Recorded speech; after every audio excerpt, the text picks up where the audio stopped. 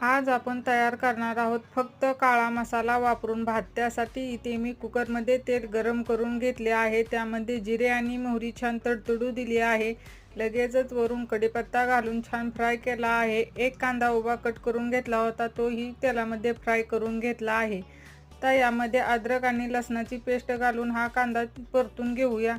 कांदा छान परतला की यामध्ये घरगुती काळा मसाला, हळदी पावडर, चवीपुरते मीठ घालून परतून घेऊया। इथे मी 1 वाटी कोलम तांदूळ स्वच्छ धुवून घेतला आहे, तोही फोडणीमध्ये घालून छान मिक्स करून घेतला आहे। आता 1 वाटी तांदळाला 2 वाटी पाणी घालूया, मिक्स करूया। वरून थोडेसे साजूक तूप घालून मिक्स करूया आणि कुकरच्या 2 शिट्ट्या करून घेऊया। हे पहा 2 शिट्ट्या झालेल्या आहेत आणि खूप छान भात तयार झाला आहे।